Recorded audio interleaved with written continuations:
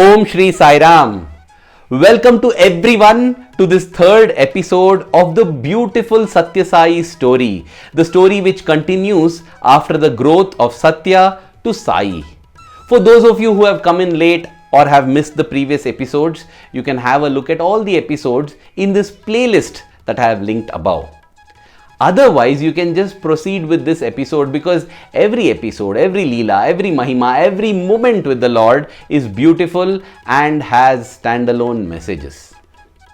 Let me begin this episode with a beautiful mahima of our dear Swami, our Bala Sai, which shows that with God's grace, even the worst of tragedies can become a great blessing in our lives. This is the story related to the Yadalam family at Bukkapatnam. Now, for those who are not aware, this Yadalam family at Bukkapatnam was a great oasis of succor, hope and strength for devotees and visitors to Bhagawan Sri Sathya Sai Baba. Back in those days, most of the people in Bukkapatnam and Puttaparthi were critical of Swami, were against Swami. They would go to great extents to trouble Swami. And at that time, this family would lovingly host all the devotees, provide them with accommodation, with food, with some buttermilk to drink, and also arrange for them transport, bullock carts that would take them on the last leg of journey from Bukkapatnam to Puttaparthi. The matriarch in this family, in this Yadalam family, was Yadalam Nagama. On one occasion, in 1947, Yadalam Nagama had taken her granddaughter to attend a wedding in a nearby neighboring town called Mudigubba. Over there, tragedy struck. Her sari caught fire and both grandmother and granddaughter suffered from burns. Yadalam Nagama had severe burns on her face, on her body, and there were blisters. It was so terrible that she decided not to return to Bukkapatnam at all. She was very embarrassed and she feared for the safety of her life, whether there would be treatment available. So she went to her native place, Kottakota, that is to her ancestral family home. When her husband, Sri Venkata Narayanappa at Bukkapatnam got to know about this, he rushed to Kottakota. But however hard he tried, he could not convince his wife to return to Bukkapatnam. He returned carrying his granddaughter back. And seeing the condition of the granddaughter, his daughter, that is Janakamma, the mother of this little girl, took the little girl and decided to go to Puttaparthi, which is a few kilometers from Bukkapatnam. In the meanwhile, in the Pathmandaram, Swami is telling all the devotees gathered there about the unfortunate incident that has happened to Nagamma. He tells that she has got burnt all over her body, her face is burnt, it is swollen, but don't worry, her eyes are fine. Swami knows even that detail which the other members in the Yadalam family did not know. And Swami then says she is refusing to come to Bukkapatnam, but if Swami calls, she will come. And he sends message to the husband, Mr. Venkat Narayanappa, to go to Kottakota and fetch his wife and bring her straight to Puttaparthi. And that is precisely what was done. Narayanappa goes to Kottakota and in a bullock cart, he travels all day, gets Nagama to Puttaparthi. Now, it was so bad, those blisters and the water, the serum coming out of all of them, that they had to make use of 3 dhotis, that cloth which men wrap around their waist, the lower cloth. 3 dhotis full of this liquid they have wiped from her body. It was around 4 p.m. when they reached the mandir and they had covered her with a mosquito net to prevent insects from sitting, to prevent infection from setting in, but it was a terrible sight. There was nobody to receive them there because Swami had told all these sympathizers who had gathered to leave. He said, you will not be able to bear the sight of her like that, so you all leave. So she came there and she was placed in one corner. Bhajans happened there. She heard the bhajans.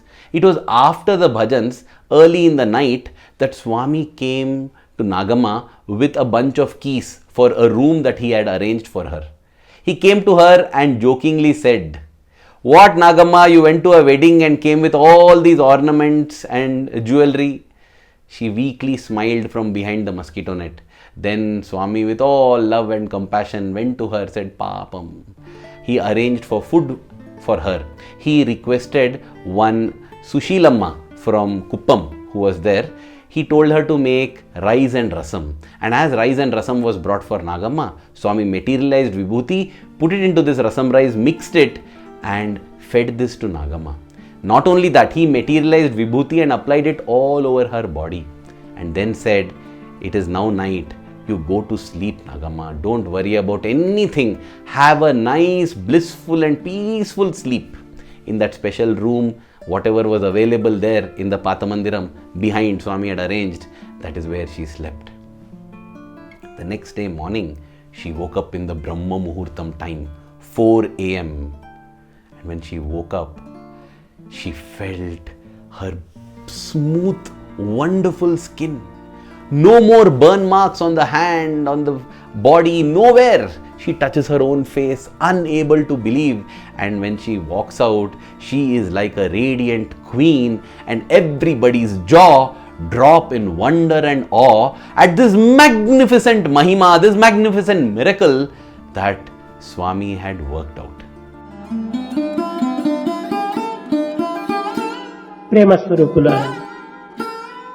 Such tragedies, burns, scarring can happen at the physical level like it happened to Nagamma, or it can happen at a psychological level, mental level and spiritual level. What we must realize, dear brothers and sisters, is that all this scarring, all this injury, all this trauma that we have suffered can be gone in a trice, just like that, as it went away for Nagamma, wherever it might be, in our mind, in our hearts, or in our spiritual beings. But for that, we have to win the grace of the Lord. And how do we win it? Just as Nagamma won it. How did she win it? By serving the devotees of the Lord. The Lord is very pleased when we serve the devotees of the Lord in any way possible. When we please the devotees of the Lord is pleased. When we serve the devotees of the Lord is pleased. Let us always keep this in mind and use our body, mind and spirit to serve those that love God, to serve the devotees of the Lord. That is why the Lord is called Artatrana Parayanaya Namaha. Om Shri Sai Artatrana Parayanaya Namaha. Om Shri Sai Anathanathaya Namaha. Om Shri Sai Asahaya Sahayaya Namaha. He is the one who is a succor and solace for those who are desolate, who are suffering, who have nobody else to call their own, who are helpless. He is the help for those who are helpless. And when I say all this, it is not just for those who are poor or those who are weak, those who don't have any influence. Even the most powerful, most rich, most influential are helpless in some situations, in many situations, and it is God who is their succor as well. This is what happened in the September of 1947. To be precise, on the 29th of September 1947, there were 17 royal guests who arrived to Puttaparthi. Yes, kings and rulers and princes, different people who were ruling different principalities arrived to Puttaparthi. Why? Because you see, 1947 was the year India became independent and the country, nation India was born. The political India was born, though Bharat as a nation has existed from the Vedic times. So it had its birthing pains. India was a nation, no doubt, but there were so many independent kingdoms and principalities, dominions, all which had to be united into a republic. And this was done by the Iron Man of India, Sardar Vallabhbhai Patel. Our salutations to this great son of India. But as he was doing this, like any great project, there are bound to be sacrifices, and all the rulers and princes and those who were the royalty, they had to now sacrifice their kingdoms that they had ruled from decades, nay, from centuries. And they were naturally worried. What would happen to them? What would be their future? They have been rulers so far and now suddenly everything will be taken away. So they had come to Swami to pray to him that their kingdoms, their ruling areas, their principalities, all of this should be safe. But then the Lord knows, right, what is going to happen in the future. However hard they tried to communicate with Swami, Swami was not being available to them. They in fact set up their royal tents in front of the mandir. 17 of them are there. And not just them, their retinue is there, their servants, their secretaries, all of them have arrived. And every day they're trying to get an audience with Swami and pray to him and ask him, Swami, please let our kingdoms be safe. But Swami is ignoring them and avoiding them. Finally, when they managed to almost corner Swami and ask him for this, Swami assured them that only good will happen. And when will the good happen? When they asked, Swami said, all the good, it will all happen as time passes by. Now they interpreted this to mean that their kingdoms and their ruling dominions will all be safe. And therefore they wanted to celebrate. They wanted to have a feast at Puttaparthi and they requested Swami for permission to hold this feast. Swami permitted them, but Swami definitely knew that they have misunderstood his words. All will be good did not mean that they will continue to be rulers of their little kingdoms. But then arrangements had been made and vessels and food, materials, all of them were brought from Mysore. It was going to be a very grand feast. Tables and platforms had been brought, they were set up. There was silverware, silver plates, silver glasses, silver tumblers, silver bowls, silver spoons. All of them were arranged on the platform. This is where the 17 rulers would be having their food. Of course, below, leaf plates had been set up for all the secretaries and others who had accompanied the retinue, who had come as part of the retinue, who had accompanied the rulers. Of course, the servants would be the one who were serving all of them. Now, this was the time when the Pathmandaram was also undergoing an expansion because that mandir wasn't enough to accommodate the increasing number of devotees who are coming to Swami. So, a large extension was being built right next to the Pathmandaram, and in fact this extension building today is what stands as the Pedda Venkama Raju Kalyana Mandapam. So this was being built and there were laborers who were working. Swami now summoned these laborers, about 15-20 of them. He also summoned a few devotees and he told them to remove all these silverware that had been set up on the platforms, and then he asked for leaf plates to be set up there instead. Not only that, he asked them to sit down for the meals. And then he summoned all these rulers, these 17 rulers from their royal tents. He told them to pick up the vessels and start serving these people. What a way to indicate what was going to happen in the future. Rulers would be those who serve the people. Yes, somebody might become a ruler without serving the people, using power and using might to crush, but they will not last long. True rulers will be those who will serve the people, and that is what Swami taught those rulers that day. They served, and even as they served, Swami clapped in glee and Swami said, it is all changing, it is all changing, it is all changing. For those who are intelligent and indication is enough, the rulers would definitely have got their answer as to what the future was holding. This indeed became a prophetic statement because in 1950 on the 26th of January, India became a republic, all these little kingdoms were gone. But Swami did not let go of these rulers and emperors. He was there as a support for them also. And for each one, he made a master plan for their family's survival and prosperous thriving. How that happened will be covered in the subsequent episodes of the Sathya Sai story. As I had narrated in the previous episode, Swami had promised the Radha Krishna Shetty family at Kuppam that he would visit them soon again. It was in the October of 1947 that he visited them for the second time after having visited them for the first time in July. Now this time, however, Swami did not go to Kuppam proper. He went to a village that's about 7-8 kilometers away from Kuppam called Wasanadu. Wasanadu was the native village for the Radha Krishna Shetty family, and Swami went to their native village. In the meanwhile, let me tell you that while I narrated about Swami's visit to Kuppam the previous time, I forgot to show this beautiful picture of Swami at the sandalwood oil factory with all the people who were working there.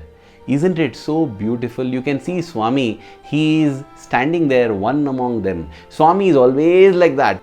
Shri G. Shivaram, who was from a village called Dandikuppam, to which Swami had promised he would visit after visiting Wasanadu, he had come in his Buick car to pick up Swami, and while traveling again they had this issue where the petrol got over. Now he was very excited because he thought there will be a miracle, right? Swami will take water, put his hand in and convert it to petrol. But as he awaited that, as he expected that, Swami reprimanded him, and Swami said, this is not how you should be careless. Go fetch petrol and come, we will wait here, fill the car with petrol and then we will proceed. So the divine can convert water into petrol, but as they say, do your best, God will do the rest. We cannot just rest and expect God to do his best. Swami reached Wasanadu, where he was welcomed with the Purna Kumbham, with Veda chanting, with singing. There was a big bangla with 4 different rooms. The 4 different brothers, that is the father and the uncles of Srimati Vijay Kumari, they lived in one each of these rooms, and though there were 4 separate rooms, they were almost like 4 separate homes. They were large enough for that, and each had their own kitchen. All would make meals together and come and share a common meal in the common area. Because Swami is coming, they constructed a separate room for him above, along with an attached bathroom, because back in those years there was no attached bathroom in the whole home itself. So all these preparations were done and Swami was welcomed. They were so thrilled, they were so joyous. But soon this joy turned into misery and sorrow, because the eldest among the brothers, whom Srimati Vijay Kumari calls as Pedanana, he and his family monopolized control over Swami. They took Swami up to the room and that's it. Nobody else was allowed to go up there and Swami was not allowed to come down. So the whole day, the rest of the family and the rest of the village, in fact, were waiting for Swami. They never got Swami. Swami became the exclusive property of this Pedanagaru. Pedanana basically means father's eldest brother. And as Vijayamma Garu notes in her book, they were very upset, they were enraged, they were angry, they were thinking, how can somebody be so mean to make God their exclusive property? Yes, dear brothers and sisters, it is really, really mean for anybody to make God their exclusive property and deny any devotee a chance to come close to God. It is the greatest of sins. Let us look in the Dwapara Yuga, when the Yadavas, they considered Krishna as their own. They said, Krishna is ours. What happened to them? Each and every one of them, the Yadava family, destroyed. Whereas look at the Gopikas, they said, we belong to Krishna. And they have been exalted in position. Even to this day, their glories are sung. So here was somebody who claimed Swami as their own and kept them there, and this upset Vijayamma Garu and the rest of the family. I want to narrate an interesting aside here. These are all leelas of the Lord. It is just the maya of the Lord. That is what Vijayamma Garu writes in her book as well. The Lord plays the drama as if he is being controlled by people. Nobody, nothing can control the Lord. That is when I remembered, those days when Swami would come for darshan on the wheelchair. I always used to feel that the people pushing the wheelchair would control where Swami would be going. I mean, sometimes Swami may want to go to the left side, but they just feel that it is very crowded there, it will be difficult for Swami, and they take him off to the right side.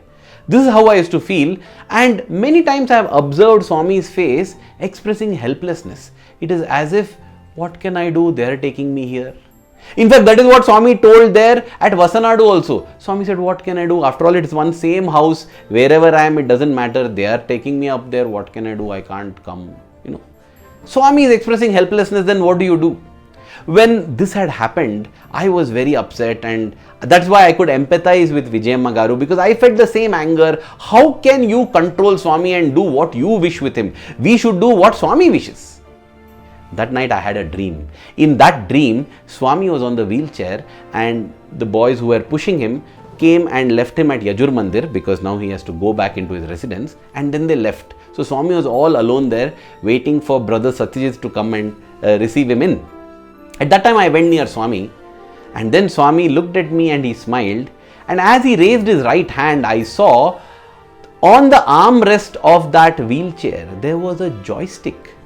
I had never seen a joystick. So I said, Swami, this is a joystick. Swami said, yes. Look, if I turn it to the right, and the wheelchair turned to the right. If I turn it to the left, and the wheelchair turned to the left. And he pressed it front, the wheelchair went ahead.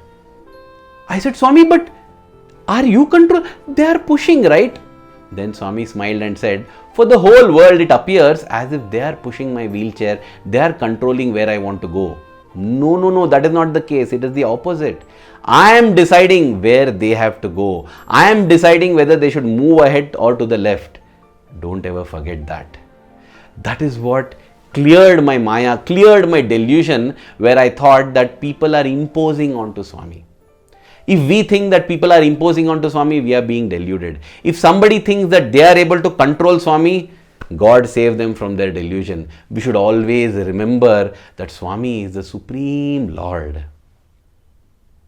That night at Wasanadu at 10 p.m, Swami comes down and spends time with Vijayamagaru and all the others there, chatting with them, speaking to them, and they are in bliss till midnight.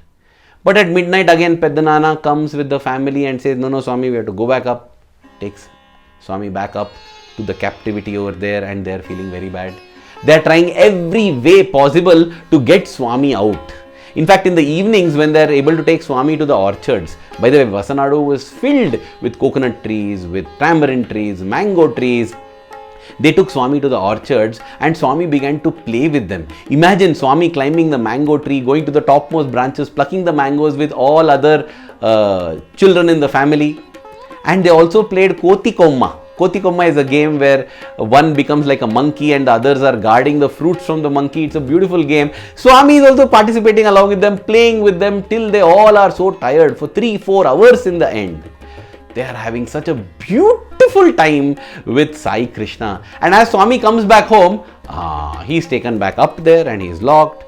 Now, Vijayamagaru writes in that book, she wonders, what do we do? What should we do? Then they came up with a plan. They decided that they should take Swami for a procession through the whole village, and for that they wanted to make a beautiful palanquin, and that palanquin will also have a float which is in the shape of the Om. They got this float made with flowers, working throughout the night. They worked from night 10 p.m. till almost the next day morning 4 a.m. Along with that, they also prepared a beautiful bed for Swami, the Adishesha bed, the serpent bed on which Lord Mahavishnu rests, right? They made a bed like that for Swami in the room down, and they had all of this prepared.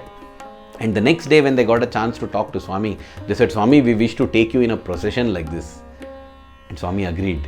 And there was a magnificent procession through Wasanadu where Swami was on this float on the palanquin which had this beautiful Om made with so many flowers that had been brought from Bangalore, So beautiful it was. Everyone was delirious in joy. All the devotees became happy. And the devotees' happiness is the Lord's happiness. That evening when Swami came back, they showed him this beautiful bed that had been made and they prayed to Swami that he should rest there. So that night, though Swami was forced and taken up, he sneaked and came back down and he said, I like this bed, let me stay here. That is what Swami used as an excuse to then stay on down, and from then on it was such a beautiful time. Swami stayed for almost 1 week at Wasanadu. That week was filled with bliss. Bliss supreme. They ate with Swami, they slept with Swami, they played with Swami, and the only people possibly frowning were Pedanana and their family, as written in the book, because they were upset that Swami was taken away.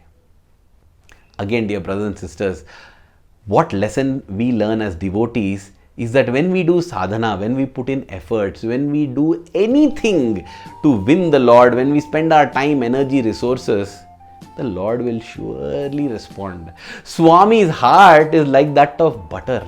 Swami himself had said this to Nanjundayagaru, the former controller of examinations of the Sri Sathya Sai University. He said, my heart is like butter. If it is not melting, that means the warmth has not been sufficient. If we are not able to generate warmth enough to melt even butter, what is the use? We should generate that with our love, with our efforts, with our thoughts, words. And that is exactly what Vijayamagaru and her brothers and others did there. They put in hard effort, created these, and won the Lord's love. That is how that blissful week at Wasanadu concluded. In fact, on the final day, all the meals, breakfast, lunch and dinner, were in the garden, were in the orchards, filling them with such bliss Swami then moved on to the neighboring village Dandikuppam as he had promised them, and there also Swami spent a couple of days, during which a Teppotsava was conducted. A Teppotsava is a procession that is done on water. A boat is decorated beautifully with all flowers so that the deity, that is the Lord, can be seated and taken in a procession in the water. And such a procession was conducted for Swami, that Teppotsava, and the devotees enjoyed that bliss, after which Swami returned to Puttaparthi. It is now the time for Dasara. Dasara exploded in the Puttaparthi scene in 1947, and it was so beautiful, magnificent, that I feel it definitely should be kept aside for the next episode. Dear viewer, I hope you're enjoying these episodes as much as I am enjoying reading them and sharing them with you. Dear Swami, we are grateful to you for this beautiful opportunity you have given us to indulge in this satsang, to drink the divine nectar of your leelas and mahimas.